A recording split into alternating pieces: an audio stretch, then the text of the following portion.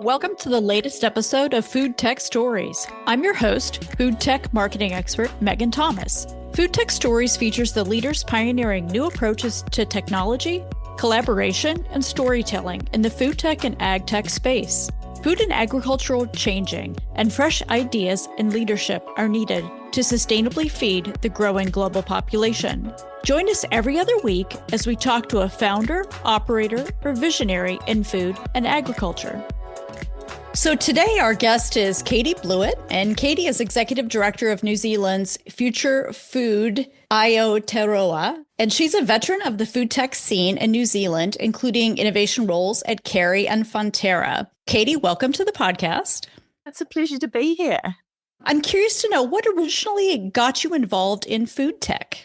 It's a little bit funny because I graduated with a technology degree specializing in product development and innovation. My first role out of university was actually in a power electronics company in an R&D team designing AC variable speed drives. Wow. And we were doing them for big industrial applications like mining. And I say that because after a little while in that role, I was keen to get onto my second role. I applied for a position that was in a product development graduate with a couple of years experience. And it wasn't until like the third interview, it said what the industry was in. It turned out it was for New Zealand's largest beverage company. I remember being a little bit disappointed. I was like, oh, it's not durable goods. Wasn't kind of what I've been in. But actually, it turned out to be amazing, being the start of my journey. But when I said to them, like, why didn't you tell me? They were like, the role was developing new alcoholic beverages. How many graduates do you think we would have had apply that known what it was? That was the fated start of my career in food. Were you hooked on the field? Like after that, was it something that really kind of opened up the opportunity in the space for you? They say I went from that to that. But the first time I went into the factory, we had the products that I was producing in our factory wired into our machines. So it was all kind of full circle a little way. But it did. I loved the project side of innovation, the complexity, the different groups you're working with, to the point that I did leave and go overseas and work offshore. But when I came back, the company invited me back. So I went back into a senior role. You've worked in a variety of different environments, including corporate food and ingredient companies, a university, government, and industry association. So really an eclectic background. What have you taken from those varied experiences? I think I've got very good at dealing with ambiguity because they're all quite different environments. But if I was to be honest, it's timeframes. That's a really big difference between all of them. And it sounds a bit Stephen Hawking. But in a government role, our election cycle is every 3 years. And so you're either just coming out of an election or going into an election, and you've got the short window of in between. And so it's how much change can you make in that time frame? And if the people in government change, things can change drastically. But business, their timeframes are very annual. So you've got this cadence around business reporting and all those kind of things. And then in New Zealand, we've also got Indigenous tribes or iwi. They are operating at all levels of the food system and particularly farming in New Zealand. When you talk about time, they've got an intergenerational view. They're looking out 100 years into the future. There was a project that I was working on, and it was around fisheries, but the decision was made to put it on the back burner because they'd made a decision to allocate that budget to build a hospital in a remote area because that was the right thing for their people. And so you can't argue with that. It's values-led. And there's a whakatoki or an Indigenous proverb here, te aha te mehe nui o te ao, he tangata, he tangata, he tangata. What is the most important thing in the world? It is the people, it is the people, it is the people. And so that really goes to illustrate that and how you look at food innovation there. Then you've got the startups who I love working with, but that's kind of fast and furious. And they've got a really short time span, a window that they must hit milestones or they don't exist. You've got this within government, quite a slow flywheel hitting this rapidly spinning kind of startup. And that's where sparks can really start to fly. Bringing that experience is what I'm enjoying doing in the New Zealand food industry. I think what's really interesting, because I too have an eclectic background, I also have been in different environments. What is interesting is that moment where people realize that it's different when they're in it. Like, oh, this is different than I've worked in before. I thought that's a really interesting observation. I like the idea that you called forward that there's sparks created right at those kind of friction points. What other differences have you seen between those types of organizations? You're all speaking the same language, but actually what I say and what you hear are two different things. We need more people that have moved across different industries to kind of be the translator, especially at the moment we're in this position of quite disruptive change. And so you've got incumbent industries in agriculture who are very defensive around what they're doing and new innovation coming out. How do we create common language? Because we're all trying to do the same thing. Everybody gets up wanting to make the best of their day and do the best. Sometimes you can come away quite frustrated. And it's just there. I think it's how do we align more? Can you think of an example where you've been able to break through those barriers, or maybe some other individuals you've worked with have been able to break through and really create something powerful and meaningful? There's a number of projects and initiatives in New Zealand. I'm on the board of something called the Bioresourcing Processing Alliance, and that's an innovation alliance around scientists from all over the country and different organisations and groups working to how do we upcycle all this bio-waste we've got in New Zealand. Food waste is a massive issue, but it's also got a lot of the really good properties, the bioactives we want. We've seen government come in and support that. We've seen research groups looking to do it and working with industry around their problems. So those kind of initiatives are the starting point of some quite nice food innovation. Absolutely. And what do you think, perhaps in that situation, actually gets people to come to the table to talk about it? It's really easy to say, let's just get everybody in a room. I dare say the government service and some of the people with a bit more resource have the time for a lot of meetings, and they care deeply around what startups and founders and technology-driven companies are doing. One of the challenges there is the mutual benefit in these meetings to get people around the table. So I think we forget how time poor CEOs and founders are. They are everything and the buck stops with them. We sometimes, I think, rush to get everybody in a room without really thinking about what are the outcomes we want from this. I really think if it's not mutual benefit, then we should be paying founders because they're giving their time and their intangible IP to try and resolve something. And I think that's exactly right. And it goes back to your point about communication. Sometimes we can assume that the person next to us has the same motivations, the same goals, the same reason for being there, and they could have vastly different reasons. So it's really interesting. We've both worked in there, and because I've worked in sales and I've worked in the technology, all these different things. But technical people, not all of them, I'm not making generalizations, can be quite black and white. They said, I heard they're not going to pay any more than $5 a kilo for that item. And then when you kind of go back and you go, I actually think there's a bit of room there for change. Actually, there's some other factors there. When you're getting a brief on a new thing, some things are seen as absolute and others are not. It's those kind of language things, even at the very beginning of a project, that can send it off in a very different direction. Completely agree. And being in that kind of that gray space early on, there obviously needs to be some definition, but early on allowing for some of that flex as you're discovering and going through the R part of R&D to really understand what's possible to address consumer or customer pain points or unmet needs. In your opinion, what drives product innovation in the food space? It's insight driven, right? If you can get a really good insight around what is the consumer or business problem you're trying to solve and be able to quantify that, then that drives really good product innovation. I'm trying to think of a New Zealand example. One that's quite topical at the moment was a startup called AF Drinks. They have been successful in launching non-alcoholic drinks. I think there was an unmet need that they identified. Coming out of COVID, there was a real reduction in or people moving towards more healthy wellness type solutions and drinking less. Everybody drank too much over COVID. I've heard that. Yeah. Other people.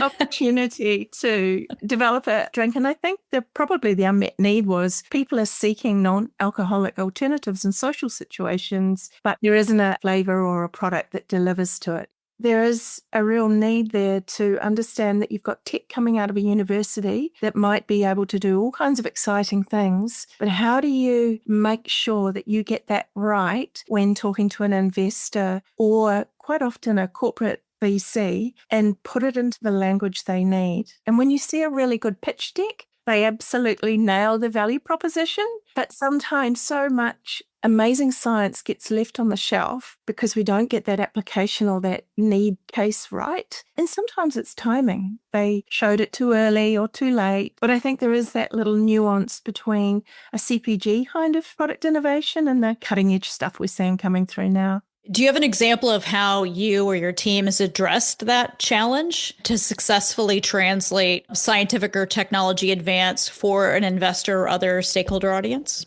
Future Food Aotearoa is a founders movement formed in 2020 to accelerate the growth and impact of food tech from New Zealand. One of the areas that we've identified is how do we take companies that are 5 to 10 million maybe and actually get them ready to hit 50, 100. One day, hopefully, a unicorn from New Zealand. It's sharing that knowledge around what's important between the founders. And a lot of that information that we're sharing is pre-competitive. What do you need to know? What does a good pitch deck look like? What is the feedback you're getting from the market? And that can be, without being crossing any confidential information, super valuable. And forums like this where we're sharing information, but that one-to-one peer-to-peer learning is really powerful, because the last thing you want to do is give people more reading or more references. As exciting as I might find it, how do we make it easily digestible for people? And I think that's challenging. And I know in my experience, scientists are very proud of their work. And oftentimes the work has never been done before. And so there's a desire to talk about all of it. There's an appropriate forum for that, but that in certain situations, you really want to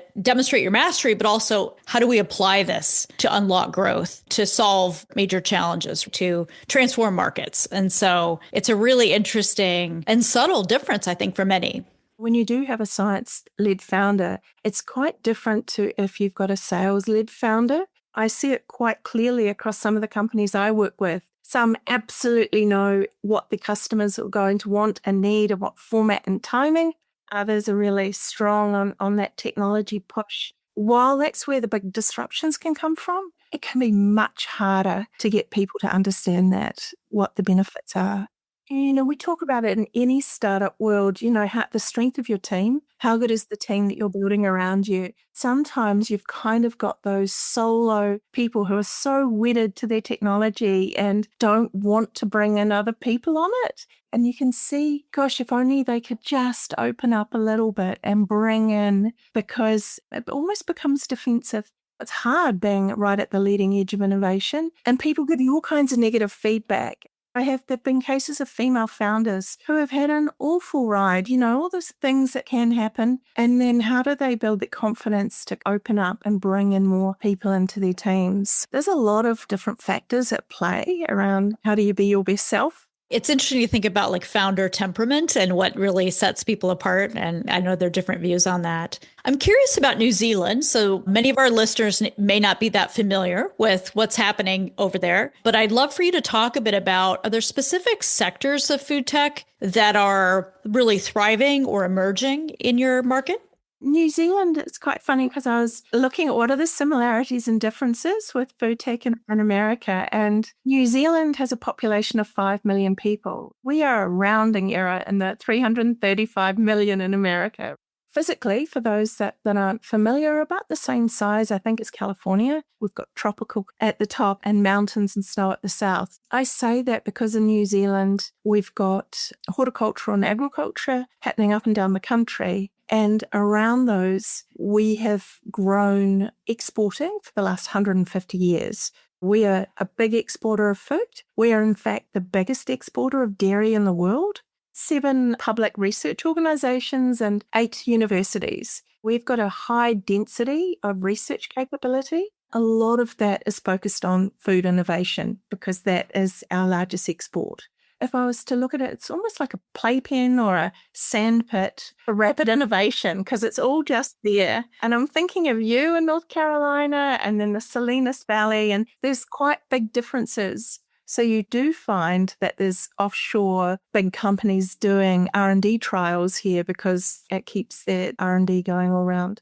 Based on that, we're really strong in protein. Between meat and dairy, we've got a lot of protein capability. Last year, we brought up 6 companies to Future FoodTech, the summit in San Francisco in March, and we had molecular farming there. They were doing proteins. Oppo Bio, who's doing cellular agriculture, Daisy Lab doing precision fermentation. So there's all kinds of different technology, nutrition from water They are doing microbial fermentation with microalgae and plain protein extraction out of novel plants, which is Ant Foods. And so there's a whole list of the different technologies, but they do have really strong protein capability behind it, which is exciting when we look to future foods. Underlying a lot of the food tech companies that we've got is a really strong health and wellness trend. So how can we use our foods in different ways? That's pretty exciting. Something that concerns me a little bit when we look at where is food innovation going in the future is kind of this obesity epidemic that in my lifetime has occurred. So we've got this globally in the developed world, a real challenge with metabolic disease. But where I'm really excited in the opportunity and where I see New Zealand companies playing a role is around how do we create more nutritionally dense, affordable foods with only a population of 5 million people. We need to export. So we're really tied into what's happening around the world. Where are the opportunities? So our domestic market doesn't allow for huge growth. And we're not like in Europe where we've got a whole lot of countries on our borders. We've got to make a big commitment to ship or to fly food to the other side of the world. And so that's really critical to how we see growth in New Zealand. That's very interesting. How do you come to understand and define what other markets need from food innovation? You must have unique approaches to doing that. We don't think twice about getting on a plane. And I think, the nearest international market for us is 12 hours, and it's nothing to fly 24, 36, worst case 48 hours to get to where you need to go. But we've got a smartphone of whatever flavor in our back pocket now. We're talking to each other today on the other side of the world. That gives a lot of insight. With Future Food Aotearoa, we recognise that we can't do everything from New Zealand. We don't have the big corporate VCs here, and we don't have the big R&D centres. And when you're taking novel ingredients, you have to go through regulatory approvals and procurement and all kinds of things to get a new product approved. Future Food Aotearoa, one of our key strategies that we are pursuing is an international node strategy. We've got strong connections into the likes of Australia and Singapore, but for us, a key one was San Francisco. There is just a real ecosystem in those areas that I've just talked about of investment and big companies that doesn't exist here. But we have this really strong R&D and cleverness. So how do we marry those two together? And I talk about it like a virtual bridge or the kind of innovation hub of Mister in San Francisco with somebody we've created a partnership with. And that is really giving us the eyes and ears into what's happening in the United States, but also because it's a multinational up into Europe and South Korea. CJ Cheiljedong is a member of there, the biggest food company in South Korea. So it's been a wonderful kind of community to be involved in. But we've also had Nutrition from Water, one of the startups in New Zealand, go through or be selected into IndieBio last year, so another biotech accelerator. And as I said, we were in the conference. So you can't just go once, though. You've got to build these relationships. It goes back to some of those central themes: communication, relationships, common cause, common purpose. So very, very interesting. You have a lot of exciting things underway. Relationships, just to talk on that a little bit, it's quite easy where I've worked in government, where it's quite easy to put everything on a spreadsheet. You've captured that information, you move roles, the next person comes on. I personally feel that so much of the successful food innovation or innovation anywhere, people do business with people. it can get missed at times. If you could impart just one thing about the work you do at Future Food Aotearoa, what would it be? What would it be?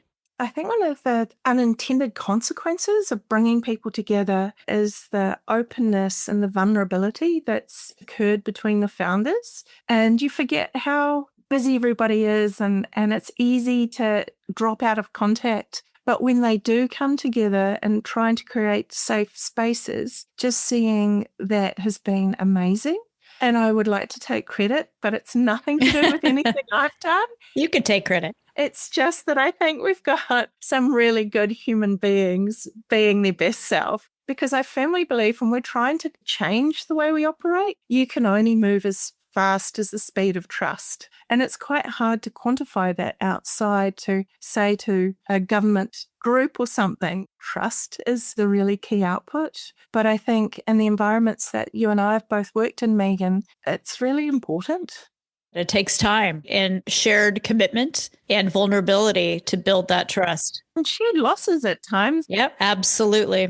Not everybody makes it. And feeling that you've got a community around you.